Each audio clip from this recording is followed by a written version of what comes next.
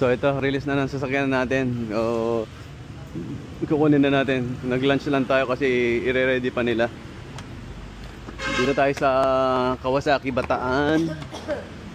Bataan, located siya sa Tinejero, sa Balanga.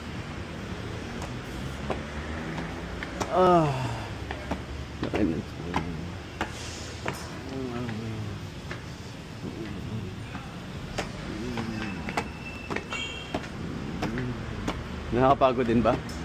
Parang napagod ka? Parang napagod ka? Ikaw? Oo ah. Hindi nga, init kasi eh. Kinuha na. Ayan na yun.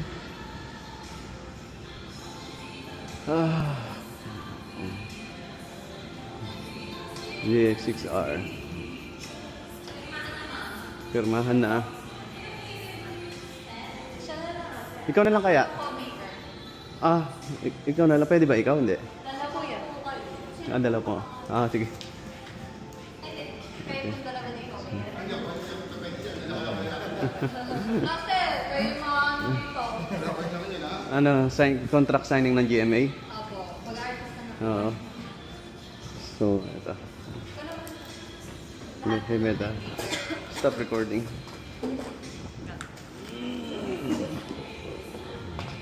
Sign lang.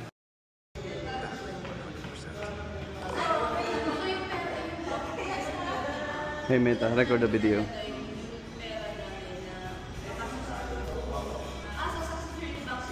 Nakailaw? May ilaw? So ito na mga idol, ang ating matagal nang pinapangarap na big bike. So mag-start muna tayo dito sa ZX4RR.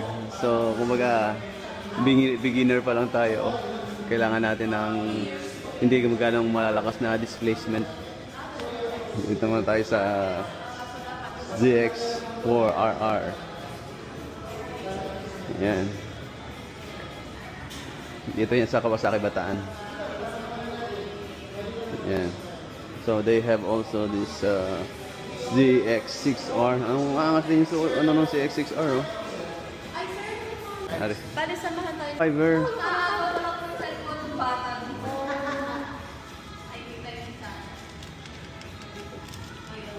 Baka sabi ko, follower kasi ako ni Ma'am Roxanne eh. Baka kasi ko, baka nagja-jog, nagano siya marathon eh.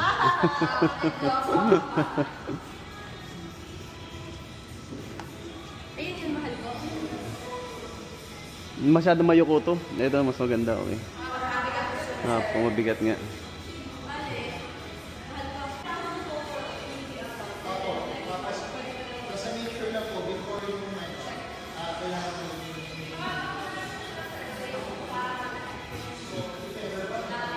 So, ito, they have...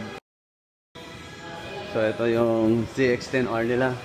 Angas nito. Dati sa TV at YouTube ko lang nakikita to na CX-10R. Ang lupit. Sana sa susunod na magkaroon tayo ng ganito. CX-10R. Mahal to. Kaso mabigat to eh. Ganda nito oh. Mga idol, ganda niya, grabe. May ano pa siya, may grip na agad.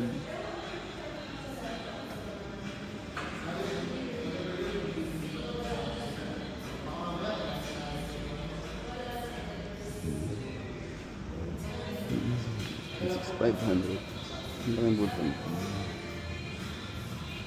Pero dito muna tayo. Mas bet ko to. Mas magaan. Bomba idol!